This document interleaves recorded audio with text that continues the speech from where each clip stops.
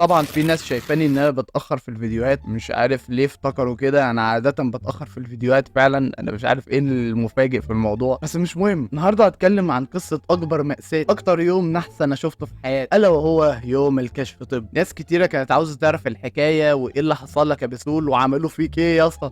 ما تقلقش هحكي كل ده في الفيديو. فلو انت لسه جديد معايا في القناه اشترك في القناه، عاوزين نوصل ل 50,000 يا جدعان. ولو انت بتتفرج ببلاش اعمل لايك، مش عشان حاجه، بس يعني عشان حتى تزيد النعم تكون حبيبي وكفاءه. فايوه كده، ايوه اعمل لايك. يلا تعالى كمل الفيديو. الموضوع بدأ معايا من يوم التخرج، وهي ولبسنا بقى البلطو الاسود ورمينا الطريقه اللي شبه السمبوكسه دي فوق في السما واحتفلنا بقى. والعيال كانت بتشرب بيبسي وكوكاكولا، ما عدا انا كنت بشرب مشروب كده اول مره اجيبه، كان اسمه تويست. بص هو حلو ووحش في نفس الوقت، مش عاجبني خالص. فانا نصحت بقى حد من صحابي كده من اللي بيشربوا بيبسي، قلت له يا اسطى المقاطعه فين يا اسطى؟ مش هتتخيلوا رد فعله كان ايه. بعد ما شرب الكنزايه على اخرها، كان في يافطه كوكاكولا للناس اللي راحت جامعه القاهره وعارف اللي هي الحته بتاعه التجاره، هي شكل الكونتينر كده يعني، كانت محل كوكاكولا يعني. رمى الكنزايه متعصب كده وقال يا صهيونيه يا ولاد الكلب. رمى اغرب رد فعل انا شفته في حياتي. مش هقول اسمك يا عبد الرحمن، مش هقول اسمك، لا انا متاكد انه بيتفرج على الفيديو ده دلوقتي. طبعا روحنا على طول، بما اننا عيال بروتات ما بنلفش كتير يعني. كان كل تركيزي وتفكيري الجيش، هعمل ايه في الجيش ده؟ انا الاخ الوسطاني، الكبير خد اعفاء والصغير ما اعرفش بقى مصيره ايه، وانا اللي هلبس شكل. بس قلت لا، لازم اعمل حاجه. الفتره دي كنت شغال على القناه عادي، وكنت شغال بالتحديد في قناه رستول. لو انت لسه ما اشتركتش فيها روح اشترك فيها دلوقتي، بنزل فيها حاجات حلوه يعني المصارعه وكده. وانا كان كل تفكيري في الفتره دي هعمل ايه في الجيش. جسمي في الفتره دي كان رفيع، فقررت اني اتخن نفسي. كنت بلبس نضاره بس قلعتها عشان اضعف نظري اكتر. المهم كان فاضل لي شهر على الكشف الطبي، ففضلت ابوظ في نفسي لدرجه ان انا وزني كان 78 لما قدمت على الجيش والكشف الطبي بقت 82. يعني انا اتخنت. مش انا عارف ان هي فرق مش كبير، بس انا كنت بداها للاسف متاخر. ثم كمان يوم ما هتخن كام ده انتوا هتشوفوا دلوقتي، ده الدفعه كلها بتاعتي اتقبلت، محدش خد اعفاء تقريبا في اليوم ده. المهم رحت القسم عشان اعمل الفيش، وكانوا طالبين السبعه جند والست جند، ولكن يعني ما رفضوها، قالوا لا يعني مش لازم يعني يبقى عندك السبعه والست جند يعني. فحضرت الورق وظبطت دنيتي وكله تمام، وحددوا لي ميعاد الكشف الطبي. روح كان وقتها الساعه 5 الفجر، وعلى بوابه التجنيد والدنيا كانت ضلمه كحل. فجر بقى، ده انا صليت الفجر ونزلت. لقيت واحد تقريبا كان مثبتني ولا ايه بالظبط، قال لي اقلع الشنطه. قلت له اقلع الشنطه ليه؟ قال لي مش هيدخلوك بيها. فانا بصيت كده، تقريبا انا لوحدي يعني، هو انا الوحيد اللي جيت ولا ايه؟ لا مش اجتهاد مني والله، بس انا عشمان ان اخد اعفاء وانجز واخلص. فلقيته كده حاطط زي كشك كده جنب البوابه، والبوابه بتاعت التجنيد لاي حد راح التجنيد بتاع الرمايه هي مش بوابه يعني، بحس ان انا بطلع جبل كده في الطريق، وافضل ماشي ماشي ماشي ماشي لغايه لما الاقي بوابه. انا مش عارف بقى هل دي البوابه الخلفيه ولا ايه بالظبط، ما اعرفش،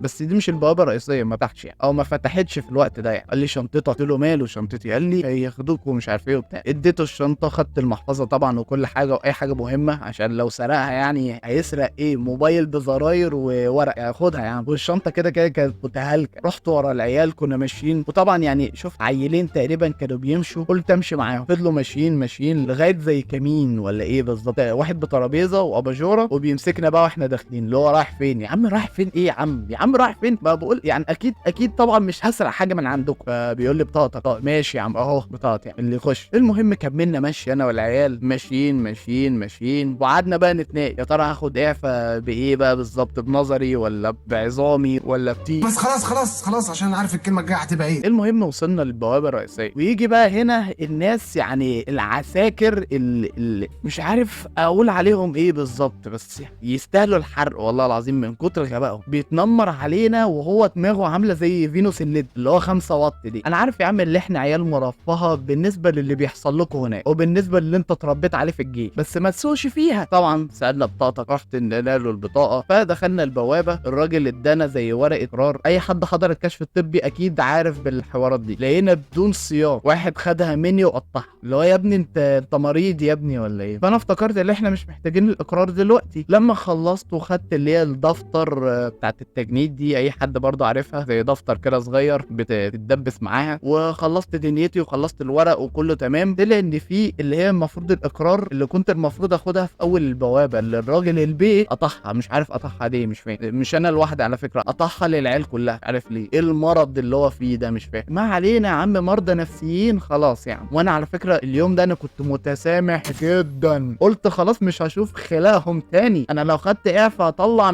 والعيال اللي بيشرحوا لنا العساكر بحس ان هم مش عارفين يدونا المعلومه ولا ايه بالظبط. يعني انا بحس ان انا بواجه صعوبه في ان انا افهمهم. ويا سلام بقى دي كوم وان ينده على الاسامي كوم تاني. حاضر يا فندم يا فندم دي اسمي يعني ولا ايه؟ مش فاهم ايه المرورين دي. طب بلاش انت كعسكري اللي قال افندم ده فهم اسمه ازاي؟ فانا المفروض الكشف الاولاني زي فيه بيبقى عندك ابره كده وبتشكها في صباعك عشان يعني زي كشف للناس اللي عندهم الله اكبر الايدز او فيروس سي والجو ده. هو زن على الميزان واسل طول، والمفروض ان انا هقعد قدامه وهمسك زي ملكان يعني. فانا بقى كنت بدعي الغباء. انا على فكره انا عارف كل الخطوات دي، اخويا قال لي عليه بالحرف وبالتفاصيل، بس انا بدعي الغباء بصراحه. ليه بقى بتدعي الغباء؟ لان انا عاوز افهمهم ان انا يعني في حاجه، فاهم انت اللي هو لا انا ما ينفعش في الجيش، فاهم انت. انا عاوز افهمهم الحوار ده. طبعا مش هوريكم صورتي بالبياده عشان صورتها مضحكه جدا. عارف انت مستر بين؟ انا كنت زي مستر بين كده لغايه لما قلعونا ملط عشان يكشفوا علينا بقى جسم بقى ومش عارف ايه، واللي عنده مشاكل تناسليه والحاجات دي كلها. الراجل سالني بقى الدكتور قال لي انت بتشتكي من ايه يا راجل؟ والله العظيم ده انت اكتر واحد عاقل في البقر اللي بره دول. انا يا فندم بشتكي من. قال لي اتفضل انت رمض اكيد، اتفضل، عشان هو شافني ان انا لابس نظاره. طب انا قلت حاجه ايه ده؟ طبعا لبست هدومي ودخلت بقى ايه على كشف الرمد. لقيت تقريبا مصر كلها هتكشف رمد. يا جدعان نظرنا راح خلاص، مفيش حد نظره عدل في البلد دي. المهم جه عليا الدور حرفيا، كل ما حد بيقول له مثلا كذا او مثلا لما بيكشف عليه يقول له مكتب تخصص ولا مكتب فحص، يلا. فانا بقول مكتب فحص ده ممكن يكون الاعفاء، بس لقيت ان اغلبنا راح مكتب فحص. فانا بقول يبقى انا كده قلقان. طالما مكتب فحص اغلبنا يبقى شكلنا مش هنشمها. اكتشفت ان في جهاز اساسا، جهاز بيقيس النظر والحاجات دي. انا اتصدمت. انا قلت مثلا ده انا كنت هعمل تمثيليه قدامه واقعد ابربش وبتاع وهعمل نفسي زي اسماعيل ياسين اللي هو ايه اللي على الحيطه ده. اقول له ايه ده؟ هو في حيطه اساسا؟ كنت عاوز اعمل تمثيليه كده بما اني شخص ممثل مسرحي ومثلت في الجامعه قبل كده فعندي خبره بقى. لقيته قاسلي على الجهاز وقال لي يلا مكتب فحص. اوبا، لا وفضلت متجمد كده شويه. قلت اوبا يبقى انا كده شكلي مش هشم الاعفاء.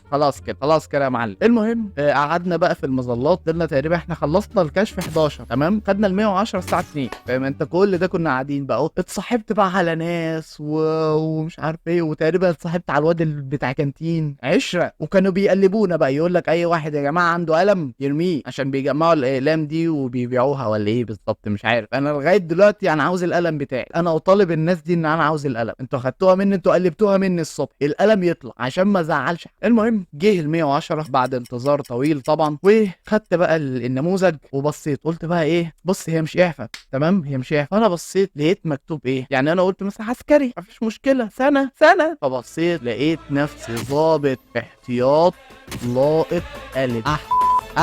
معلش يا مازن، بس فعلا انا اتصدمت في اللحظه دي. انا اتجمدت. العيال خدوا ضابط احتياط بس يعني فاهم انت، بس عيال طوال وجسمها حلو، انما انا مش كده. انا اكيد اتظلمت يا جدعان.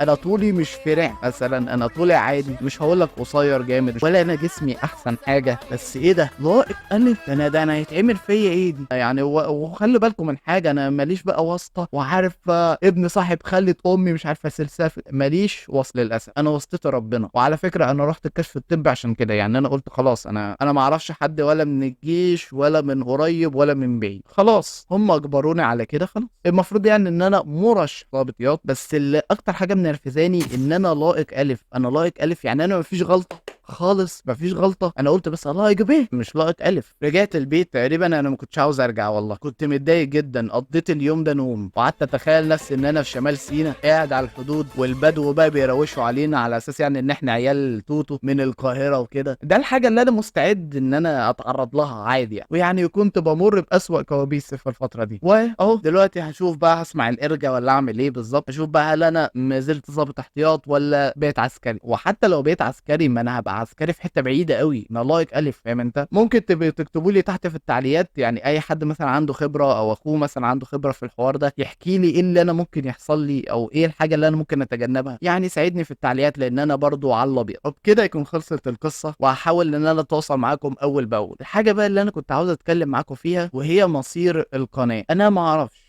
الفتره الجايه هعرف اليسها ازاي، تمام؟ بس يعني على الاقل مش هغيب لشهور مثلا ولا 6-7 شهور عشان انزل لكم فيديو، لا لا لا خالص. انا محوش فيديوهات الحمد لله، ويعني عارف الى حد ما عندي خطه للايه ايام اللي انتوا فاهمينها دي، عشان انا برضو ما كنتش متاكد قوي ان انا اخد بصراحه. فانا قلت ايه، احوش فيديوهات واخلص الدنيا وبتاع، فان شاء الله ممكن يعني كل اسبوعين انزل لكم فيديو هكذا. ولو عملت كده في فتره الجيش فابقى بطل، لان انا ما اعرفش فعلا انا هروح مثلا حته بعيده ولا حته قريبه، هاخد اجازات ولا مش هاخد اجازات، الحاجات دي كلها. وطبعا هنبقى على تواصل مع بعض في المنتدى تقريبا بشكل يومي، نتكلم مع بعض، نفتح مواضيع مع بعض. ولو انت لسه ما تعرفش ان انا بنزل حاجات على المنتدى، لا تابع المنتدى لان بنزل عليها بصراحه كتير، وتفاعل معايا كده وبقرا تعليقاتكم كلها والله. وعاوز اقول لكم على حاجه اخيره، احنا بدانا القناه هنا من 2022.